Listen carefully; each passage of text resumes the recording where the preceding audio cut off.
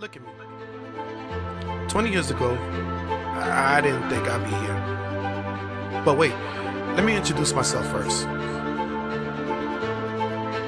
So when I started trading, I decided I'm ready to lend my experience, knowledge, and dedication to those that wants to elevate. So welcome to Mindset. All right, good morning, my neighbors. Welcome to another episode of End of the Week Mindset. This is going to be very, very fun. I hope you hit the like, subscribe, and the bell button if you find this information. If you really don't like it, that's cool too. Hit the don't like, right? And then just go ahead and put in the comment what you don't like. That way I can go ahead and make a better mindset. It's just that simple, but don't be a hater. Anyways, moving forward, let's go ahead and get this going. So today's episode, we're going to be talking about something that I kind of hold dear. And you probably see this, especially if you come back from like the Wall Street bets era, or if you go as far back as the GameStops and memes, and you're still trading to this day, you know, that whole entire hold the door, diamond hands, and all that stuff. So today's episode, we're going to be talking about the hold the move fallacies, right? What hold the move is, it's usually a couple of things that requires people to hold the move, right? Of course, it takes a little bit of greed, but it also takes a lot of bit of patience, so that way you can go ahead and hold on to these trades. But the last thing you want to do is have too much of anything. Too much of patience, you might not get out of your trades properly. Too much of greed can go ahead and make you hold on to something that's losing.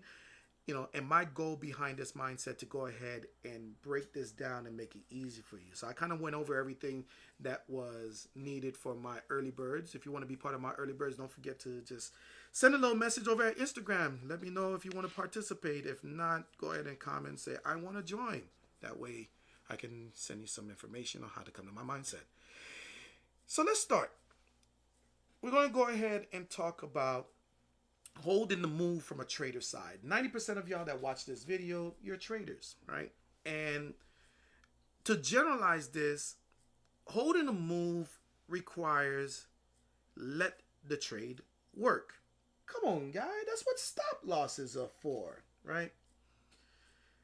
But let's put some context to that, right? And this is where I think a lot of these trading communities, trading coaches, trading this, trading gurus, trading YouTube this, and I got Ferraris, millionaires, this, that, and the third, and they just shove it all in your face that I'm the greatest trader of all time. I just made $10,000 and all that stuff. And look, that's cool and everything else. But for those that are not there yet, Santana, exactly. Oh, you took it right out of my head. All right, you're gonna be exchanging something, right? Every time you enter a trade as a trader, you're exchanging your entry to the stop loss. All right, how do I explain that, right? Holding the move with poorly executed entries should not be held without compensated stop loss adjustment, or it will change your trade success potential and results. I'm going to repeat. Poorly executed entries should not be held. Now, y'all probably going to shoot me in the face. Oh, come on, JD. I'm never perfect and everything else. There's no way to get perfect entries. I'm not talking about perfect entries. And if you're waiting for a perfect entry, then you're never going to enter the trade. You're going to go ahead and go into Amy. Ah, man, I missed my entry. You're going to get stuck. And you're going to you're going to FOMO into a trade. We're talking about poorly executed. You have no objectivity in your strategy, so you got poorly executed trades. You don't adjust your stop loss. Shout out to my structural stop loss traders, because this really doesn't come to you, right? Because you already do everything based on market structure. It shouldn't go below this wick because they have already came to here. But you probably could work on your entries just a little bit better. And I know it's kind of being a little critical, but if you do not have the right entry and you have that market structure, you might have a deeper stop loss than you're willing to do. And that will adjust how your risk to reward ratio comes in, because your target is the definition of that. So you got to compensate for your stop loss. Those that does market structure, you already do that. But my mechanical traders that actually says, I will take a trade and I will not ever go past 20 ticks. I will never let this thing go past 20%. What about if your entry was so poor that it's going to require a 45% stop loss so you can hold on to the trade until it gets to your target? Did you do the measurement? Do you know? Have you played the numbers? So hold the move from a trader's side is bigger than what you think it is. And the exchange between the entry and the stop loss will dictate how much money that you have. And all these sniper entry messages and all this stuff, those things exist. And then the people that refuse, yes, I did say the word refuse, the ones that refuse to build any internal disciplines are the main ones like, oh man, he's just so great and this, that, and third. Hey, guess what? You're not green in your portfolio, you're green with envy. You're like, oh, I got, he just had the perfect entry. He has this, he has something else. You're more worried about what happens to him than you're worried about what you lack thereof. So the trader's side is all that you can control. So if you want the right entry, again, not perfect entry. There's no such thing as a perfect entry. There's a such thing of perfect execution. I got in because this did this, and when this does that, then that means I'm going to go ahead and do this. If it does this, then it hits my stop loss, and it's still a successful trade, because if it didn't hit my stop loss, it could have been worse. Oh, it still took off. You know what? My entry was bad enough that my stop loss was too weak for it. Maybe I need to make sure over 100 trades that my stop loss actually holds. Is it 40% successful? Is it 30% successful? Is it 10% successful and you thought it was 90? And you wondering why it's failing? But if you never run the numbers, you never write the journal, you never go ahead and actually look internally before you start saying, well, the market is so manipulated, then guess what? You'll be wading in the water and let the market push you wherever you want it. Or wherever they want it, I should say. All right, so let's go ahead and keep moving. I don't want to badger y'all. I want to make sure I get all the way through each and every note. There's that one. All right, so the next one I want to kind of go into is price action. Shout out to all my price action traders, y'all. I'm telling you this right now. I remember when I first started trading, I was like, well, if I just have this EMA and I have this Fibonacci, I'm going to put this GAD fan over here and this, that, and third. It's going to make the perfect trade. Yeah, that didn't work out. That was baby JD back then. Right now, you got price action. Don't lie. All your oscillators, EMAs, VWAPs, volume profiles, all of them are required of getting the price actions information and regurgitated with a calculation that is usually a laggard in itself. So if you don't understand price action, congratulations, you're going to be dealing kaleidoscope. You already know, D-boy. Right? And that's the case. So price action, there is a fallacy on holding the move based on price action, because price action is going to the same way that you hold your move as a trader. Price action is doing the same calculations in its head, trying to figure out how to do it. You got to remove yourself out of the market. Move yourself out of yourself and understand what the market is doing. And that's what price action analysis does. So let's look at it from a price action standpoint.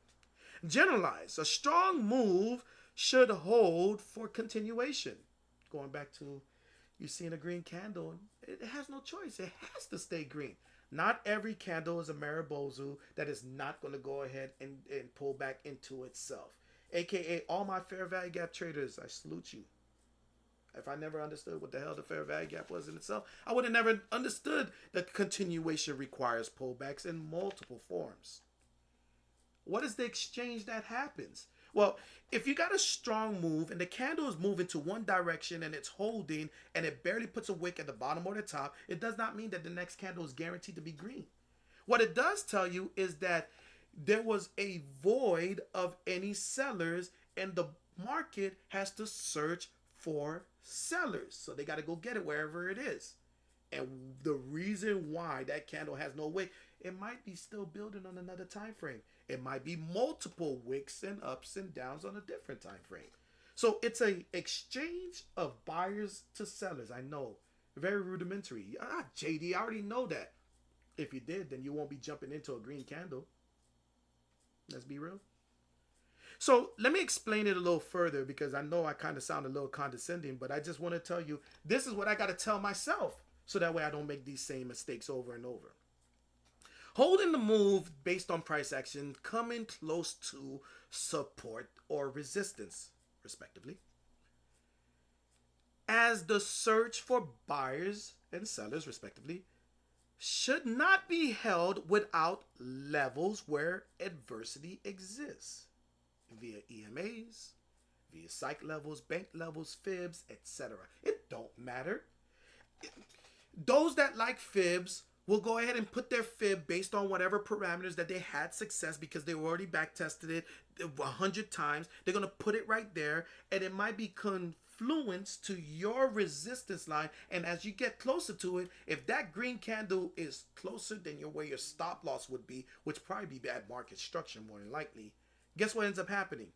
At the end of the day, close to adversity changes the trade profit erosion. Let me break it down like this.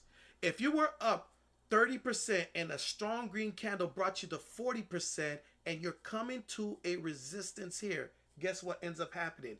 When it touched that level, those that are in smart money concepts and everything else, they're going to either start to shave their profits or they're going to adjust their position so they can take something off the table. It hits that, and guess what ends up happening? Your profit erodes. Now, depending on your top-down analysis, it might be just the pullback for continuation.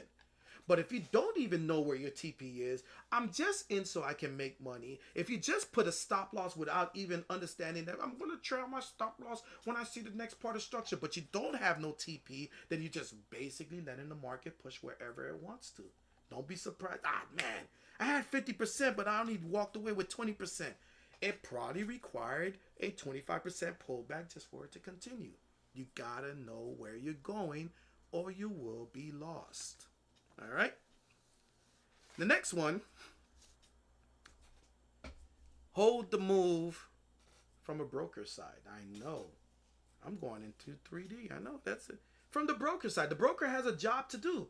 He makes money if you make money. He makes money if you don't make money. He makes money through commissions. Your Weebles, your E-Trades, your Merit Trades, all of them. They really don't care about you because either way they're going to get paid. But what is their benefit for being a broker? Well, I could tell you this. If you only buy one contract of SPX, your little 50 cents, $1, or $1.50 don't move the needle at all. And if you only do one for the whole entire day, guess what? You're a drop in the bucket. You're not that special. Generalize. Brokers are holding orders, ranging and consolidating. Is there money to be made there? Yeah, absolutely. But the exchange that's happening is the consolidation to expansion. Let me explain it. So holding the moves without range awareness. I'm going to repeat that again. Holding the move. Which Baby JD, when he started day trading, how he used to think, oh my God, the last part of my trading, I got to understand ranges. Everything else worked for me. Breakouts, Elliott wave, Wyckoff, price action, fair value gaps, all of them, they all clicked in my head. I got it, but I could never recognize when I am about to or inside of a range until it erodes all of my profits. Keep trying and trying and trying because I'm a scalper. Without range awareness should not be held unless structured to the reaction of that said order block. It has to be devoid or without any breakouts. Sounds real simple, right? I get it. But there are some people that just cannot recognize when they're inside of a range. The important part of this is those ranges is them accumulating their commissions. Have you ever noticed that volume tends to drop inside of those consolidations to a certain degree? But then out of nowhere, there's a spike of all the volume right before the breakout. If you don't do that, you don't study enough volume, that's okay. I'm not asking you to do so, but you can see it from the major candles because it takes volume to break out of a range. It's just a normal reaction. So for you to respect, and again, I need you to respect all these factors. You got to respect yourself from the trader side. You got to respect price action from what you see, and you got to respect the broker because the broker got to make his money. If you're intentionally, I don't care that this is an order block, I'm going to keep on playing the breakout, you're disrespecting the broker. And guess what's going to happen? You're going to keep on hitting that resistance that they're accumulating because they know JP Morgan Chase and this hedge fund that has everybody's pension and retirement has to fill their orders at this said level or they will not execute because they got a limit, they got to stop, whatever the reason, however they get in. And they want that number. They already got the number of orders. They got the commission. They know how much money they're going to make if they fill that whole entire bucket of orders. And if you disrespect them and think that you're the one, your measly one SPX contract is going to break out the market is going to go ahead and be like, hold my beer, I'm going to show you something. So all these fallacies on holding the order from different perspectives should break this down for you. I was going to go into another paraphrase, but I'm going to do that for my internal crew because we got a lot that we got to discuss. But I hope you learned something today. I hope you learned the factor behind that it's not just you. Well, I'll say it like this. You are trading against you, if you really think about it. You're trading a person that thinks just like you. This looks like resistance. I'm going to take my profit here. I'm going to enter a sell here. This looks like support. I'm going to take my buy here. You're fighting against that same type of person. And if you can't address that, then that means you haven't addressed anything with yourself. If you tend to hold on to trades and make them go down until they turn red, then you have to address something with yourself. Because that person on the other side refuses to let things turn red. And the market is going to move likewise in the summation.